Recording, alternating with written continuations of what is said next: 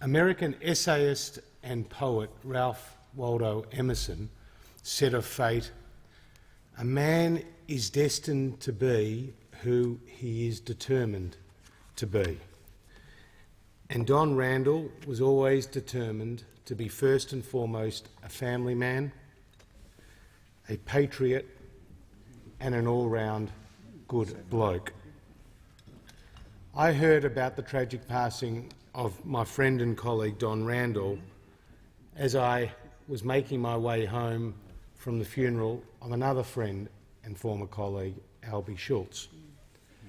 And we had celebrated Albie's life that day, the fact that a man from the shearing shed could make his way through local government to state parliament and then to distinguished service in the federal parliament.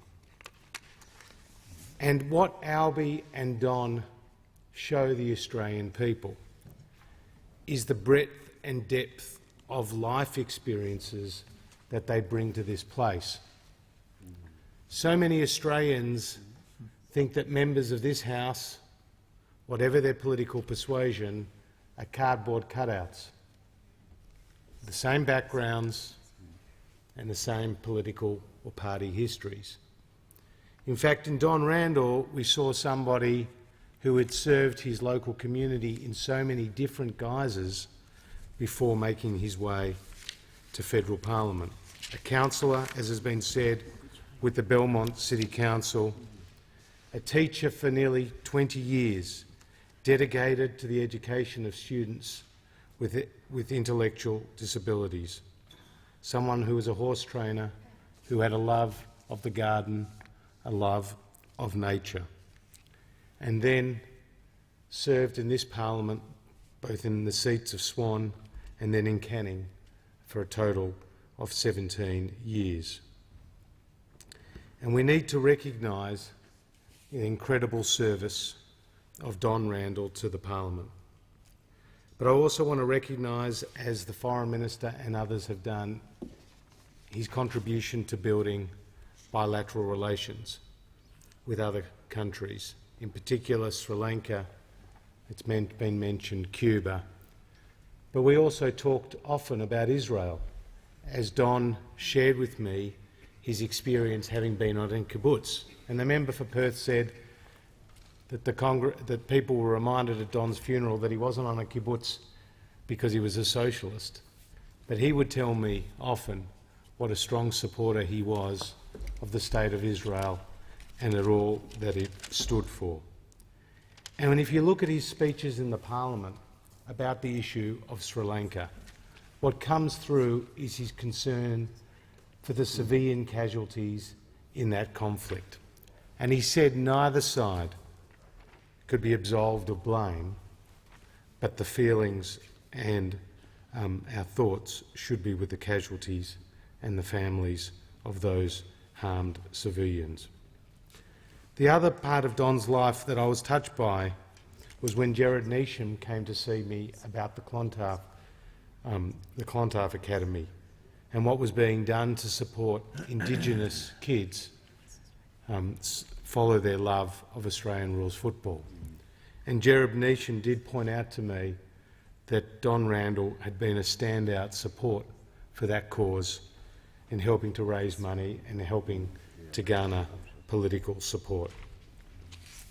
I think the final word must be given to Don Randall, because in a powerful maiden speech in 1996, where he talked about small business, where he talked about jobs, where he talked about his own grandparents, how they were founding fathers in the agricultural district of Western Australia's wheat belt. They came to a block of uncleared land with a tent, an axe and a toddler. And like other Australians at this time, they survived the rigours of drought, recession, depression and war. And in the face of adversity and difficult times, it was these types of Australians who helped form this great nation.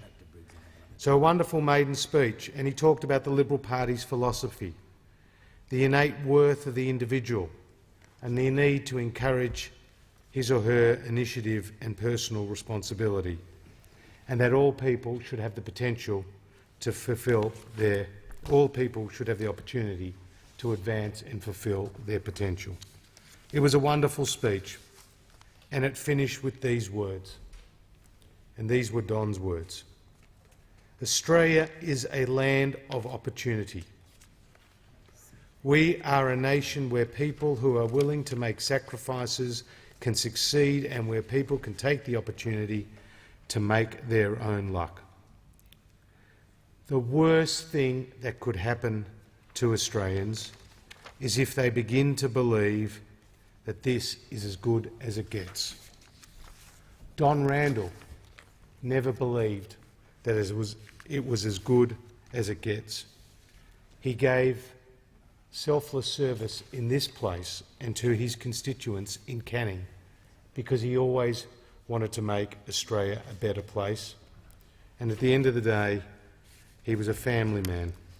And we know for Julie, for Tess, for Elliot, for the extended Randall family and for the members of his staff, our thoughts are with you, our prayers are with you, and we, in this place, will continue his tireless, important and valuable work. Call him in for Chifley.